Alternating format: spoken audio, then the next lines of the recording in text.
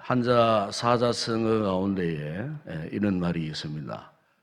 인과응보라고 하는 말이 있는데, 이 말의 뜻이 뭐냐면은 어떤 원인과 이 결과에 대해서는 반드시 합당한 이유가 있다, 그런 뜻입니다.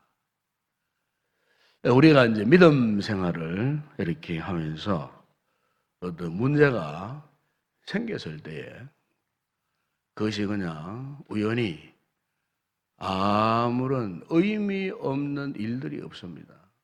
지극히 사소한 일 하나까지도 우리가 돌아보고 곰곰이 이렇게 생각해 보게 되면은 역시 인과응보입니다. 반드시 어떤 합당한 이유가 있다는 거죠. 그래서 우리가 영적으로 민감하고 영적으로 깨끗하고 영적으로 건강한 성도일수록 이런 부분을 무시할 수 없어요. 왜? 반드시 아무리 작은 사소한 일까지도 생각해 보게 되면은 다 거기에 합당한 이유가 있어요. 왜냐하면 우리 하나님께서는 우리의 모든 삶의 일거수일투족을 다스려 가실 때에 우리의 머리털까지도 세심받으시는 너무너무 세심한 분이시기 때문에 반드시 거기에는 어떤 하나님의 섭리가 있다는 겁니다. 하나님의 뜻이 있다는 겁니다. 그렇기 때문에 우리 성도들은 항상 어떤 문제 앞에서 가장 중요한 것, 가장 우선적으로 우리가 해야 할 것이 뭐냐면은 믿음의 태도를 갖추는 겁니다. 신앙의 태도를 갖고 무엇보다도 하나님을 찾아 나와야 되는 겁니다. 그분 앞에 나와야 되는 겁니다. 여러분, 오늘 본문에 보시는 다윗이 왕인데요, 이스라엘을 다스려가는 이때에 3년 동안 기근이 찾아왔습니다. 여러분, 옛날에는 음식물을 저장하는 그런 기술이 없었어요.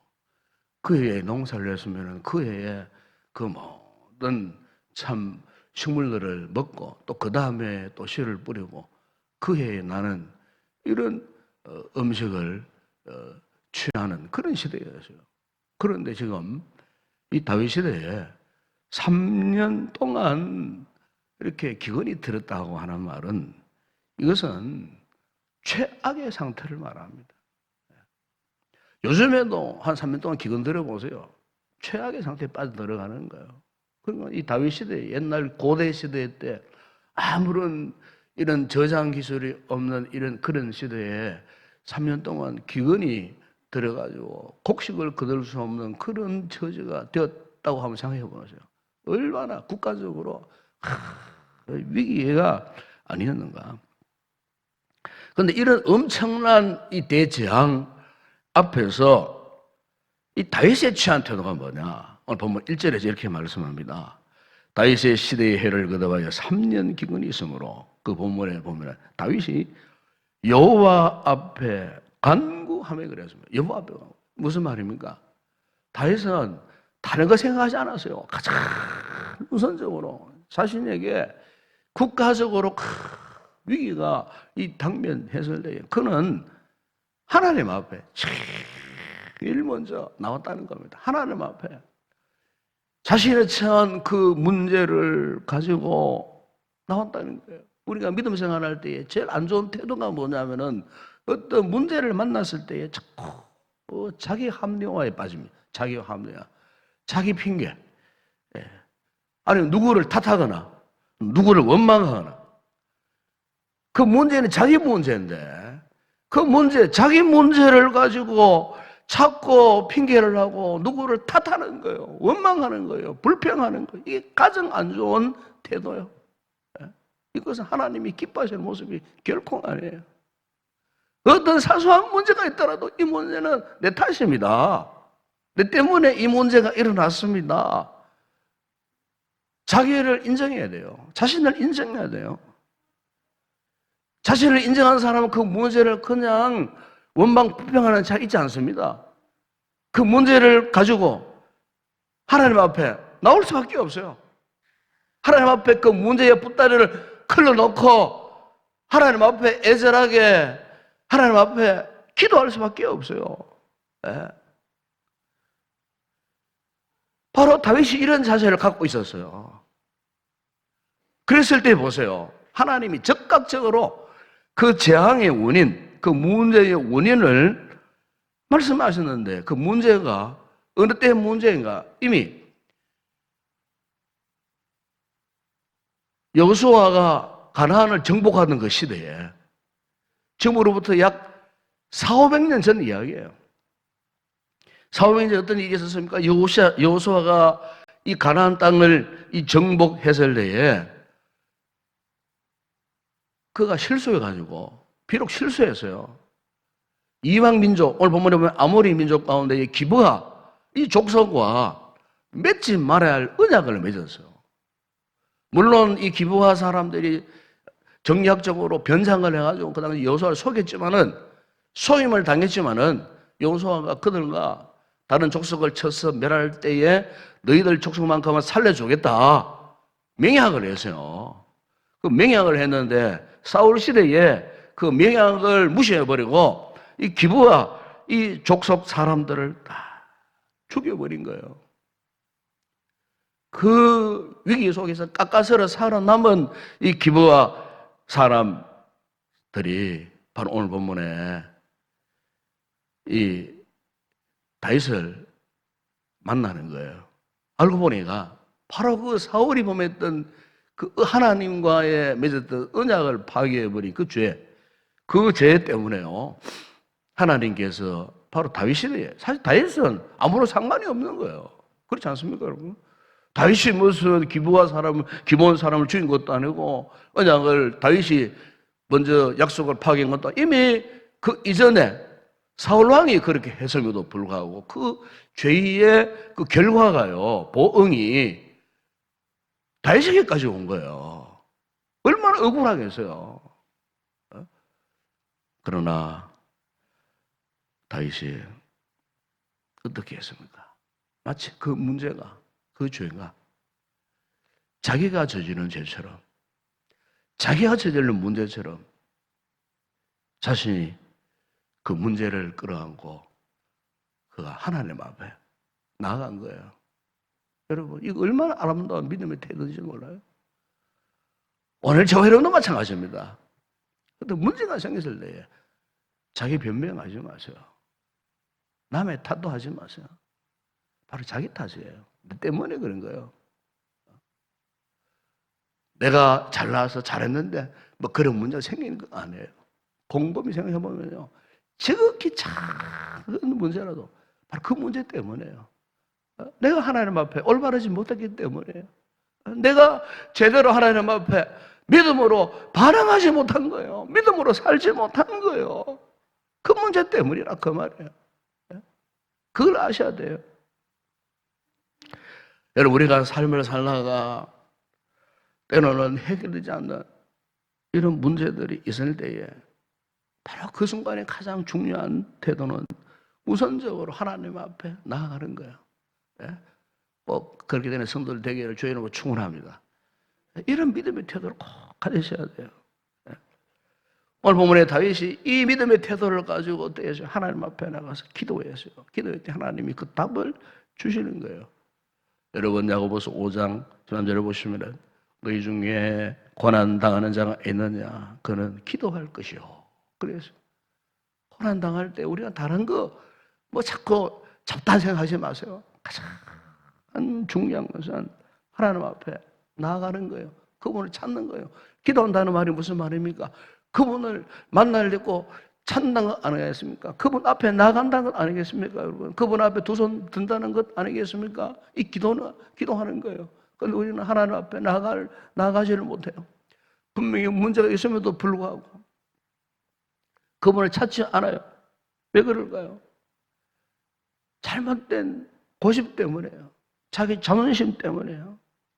더 나아가서는 아직까지 절박함이 없는 거예요. 간절함이 없는 거예요. 사람이 정말 위기를 만나보세요. 절박해질 수밖에 없어요. 즉 하나님을 찾을 수밖에 없어요. 아직까지 절박함을 모르니까, 답답함이 없으니까 하나님을 찾지 않는 거예요. 이게 가장 큰 문제예요. 자기 고집을 꺾으셔야 돼요. 자기 자존심을 포기해야 돼요. 여러분, 애굽의 이 바로를 보세요. 하나님께서 그 땅에 10가지의 무서운 재앙을 내리셨어요. 그런데 그 바로의 특징이 뭡니까? 10가지 무서운 재앙을 당하고도 마지막 순간까지 끝까지 이스라엘 백성들을 포기하지 않고 쫓아왔어요. 결국에는 홍해 바다에 다 수장되어 버렸잖아요. 자기의 고집을 꺾지 않는 사람, 자기 자존심을 꺾지 않는 사람, 하나님 앞에 자신의 탓을 내어놓지 않는 그 사람은요, 그 결국에 그렇게 될 수밖에 없다는 거예요.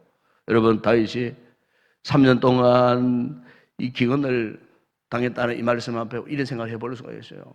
이 다윗이 이왕이면은 첫 해에 기근을 당했을 때 빨리 그것을 깨닫고 하나님 앞에 나가고 하나님 앞에 이 자신의 이 죄를 고백했으면은 아마 일찍이 해결되지 않았을까. 그런데 1년이 지나고 2년이 지나고 아무리 반응이 없다가 3년째, 다시 말하면은 그것을 견디다가 버티다가 결국에는 그가 하나님을 찾아서 나올 수밖에 없었다 하는 그런 내용이 되는 거예요. 사랑하는 여러분, 오늘 우리가 이 본문에서 이 교훈을 받고자 하는 것은 바로 이 문제입니다. 우리에게 어떤 문제가 있을 때에 우선적으로 가장 먼저 해야 될 것은 하나님을 찾는 겁니다. 그분께 나와서 그분께 이 같은 원인을 묻는 겁니다. 물어야 돼요. 이게 우리 믿음의 자세예요. 이게 우리 성도들이 가져야 할 진정한 신앙의 태도인 줄로 믿습니다. 여러분, 이사야 1장 5절이야 6절에 보면 선지자 이사야가 그 당시에 범죄했던 이스라엘 백성들을 향하여서, 유다 백성들을 향하여서 외치던 것이 뭡니까? 거기 보면은 너희가 어찌하여 매를 더 맞으려고 폐역을 거듭하느냐. 이미 너희들 온 지금 머리가 병들고 너희들 마음이 평온해져 있고 머리부터 발끝까지 성한 곳이 하나도 없고 멍들고 상처투성해 있는데도 왜 너희들 하나님께로 돌아오지 않느냐? 이 이사야가요. 이사야 읽어보세요. 돌아오라. 하나님께서 그들 향하여 돌아오라. 하나님을 찾아라. 하나님께서 선지자를 통해서 그렇게 외쳤음에도 불구하고 그 이스라엘 백성들이 돌아오질 않았어요. 끝까지 폐역을 저지르고 끝까지 불순종하고 끝까지 자기들 갈 길을 가버렸잖아요. 그런 온갖 상처를 뒤집어 쓰고 아픔 속에 절망 가운데 있으면서도 그들은 끝까지 하나님을 찾지 않았어요. 결국 그들이 어떻게 했습니까? 패망해버리죠. 여러분, 오늘 본문을 보시면은 다윗이 문제가 생겼을 때에 우선적으로 하나님 앞에 찾아 나와서 그가 기도하는데 3절에 보면 이렇게 말씀합니다. 다윗이 그들에게 묻되 내가 너희를 위하여 어떻게 하랴? 내가 어떻게 속죄하랴? 너희가 여호와의 기업을 위하여 복을 빌겠느냐? 그 문제 당사자인 기브온 사람들을 만나러 갔어요. 참, 이거 대단한 겁니다, 여러분. 그 하나님 앞에 기도한 그것으로만 끝나지 않았어요. 그 문제의 실마리를 풀기 위해서 그 문제의 그 당사자였던 이 기브온 사람들, 여러분, 그 시대는요, 왕이 절대적 권력을 가진 그런 시대였어요. 그런데 그 왕이 그 절대적 권력을 가진 권력자가 그 이방 민족 기브온 사람들을 어떻게 해서 직접 만났다는 거예요. 왜? 기도해서 응답 받으니까 그것이 그 문제가 다른 게 아니고 바로 이 기브온 백성들과 맺었던 건강의 문제였다는 것을 이 다윗이 알고 그들을 만나서 내가 어떻게 속죄하면 좋겠느냐, 그 문제를 확실하게 풀기 위해서 그 사람들을 만났던 이 다윗의 모습, 여러분 참 대단하지 않습니까? 결국 그들이 요구하는 대로요 들어줍니다. 응답을 합니다. 그들을 괴롭혔던 자들을 어떻게 합니까? 처단하는 이런 결단, 용단을 내리는 그 같은 모습을 여기에서 우리가 볼 수가 있는 것입니다. 여러분, 오늘 우리가 참 국가적으로도 이렇게 보게 되면 참 지금 위기 속에 있지 않습니까? 전 세계적으로 보더라도 위기 속에 있지 않습니까? 그 위기의 문제가 무엇인가? 과연 그러면 우리와 상관이 없는 일인가? 여러분 그렇게 생각하십니까? 나와 상관이 없는 일인가? 우리 한국 교회와 상관이 없는 문제인가? 이 세상에 있는 하나님의 교회들과 상관이 없는 문제인가? 이 땅에 살고 있는 하나님의 백성들과 지금 상관이 없는 문제인가?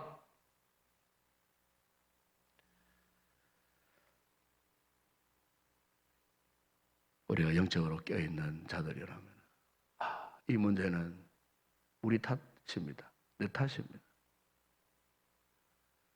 우리가 하나님 앞에 제대로 믿음으로 살지 못한 탓입니다.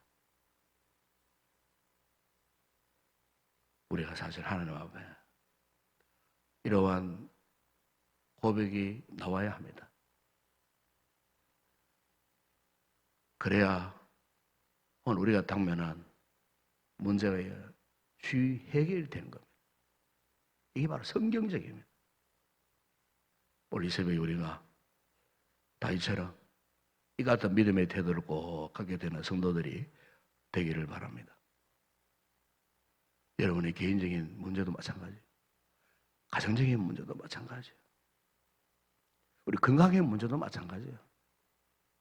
이런 믿음의 태도를 우선하면 하나님께서 우리에게 놀라운 응답으로 함께 하시리라 믿습니다.